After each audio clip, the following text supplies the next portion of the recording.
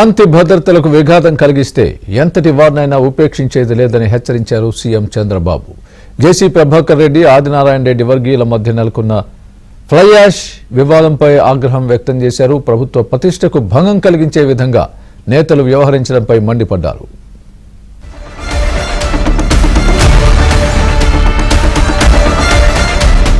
కడప జిల్లా జమ్మలమడుగు వద్ద ఉన్న రాయలసీమ థర్మల్ పవర్ ప్రాజెక్టు నుంచి వచ్చే ఫ్లై యాష్ ను అనంతపురం జిల్లాలోని ఎల్ఎన్టీ సిమెంట్ ప్లాంట్ కు తరలిస్తూ ఉంటారు.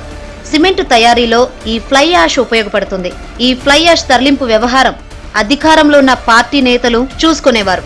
వైసీపీ ప్రభుత్వ హయాంలో కూడా వైసీపీ నేతలే ఫ్లై యాష్ ను తరలించేవారు.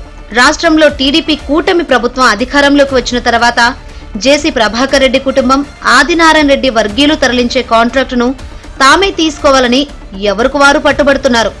అయితే ఈ అంశంలో ఇటీవల కాలంలో ఇరువురి మధ్య చర్చలు జరిగినప్పటికీ అంగీకారం కుదరలేదు.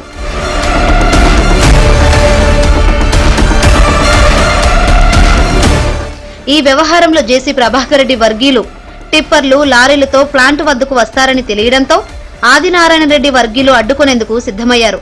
తమ వాహనాలను బూడిదలోడు చేయనీయకుండా భూపేష్ రెడ్డి అడ్డుకుంటున్నారని, దీనిపై పోలీసులకు ఫిర్యాదు చేసినా పట్టించుకోలేదని జేసీ ప్రభాకర్ రెడ్డి కడప ఎస్పీకి లేఖ రాశారు.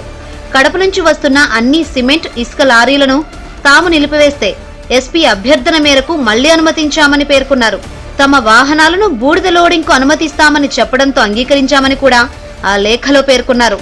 తమ వాహనాలను అడ్డుకుంటే చూస్తూ ఊరుకోబోమని కూడా ఆయన ఎస్పీకి రాసిన లేఖలో పేర్కొన్నారు.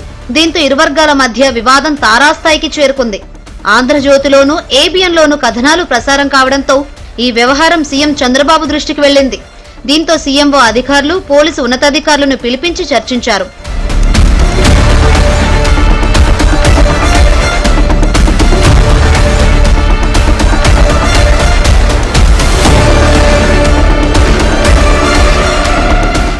బూడిద తరలింపు విషయంలో రాజకీయ వివాదంపై సీఎం చంద్రబాబు సీరియస్ అయ్యారు. ఇరు పార్టీల నేతల తీరుపై అసంతృప్తి వ్యక్తం చేయడమే కాకుండా ప్రభుత్వానికి చెడ్డ పేరు తెచ్చేలా నేతల వ్యవహారం ఉందని సీఎం అధికారుల వద్ద వ్యాఖ్యానించారు. శాంతి భద్రతల సమస్య సృష్టించేలా అధికార పార్టీ నేతలు వ్యవహరిస్తే ఏమాత్రం సహించేది లేదని కూడా సీఎం స్పష్టం చేశారు. మొత్తం ఘటనపై పూర్తిస్థాయి నివేదిక ఇవ్వాలని ఆదేశాలు జారీ చేశారు.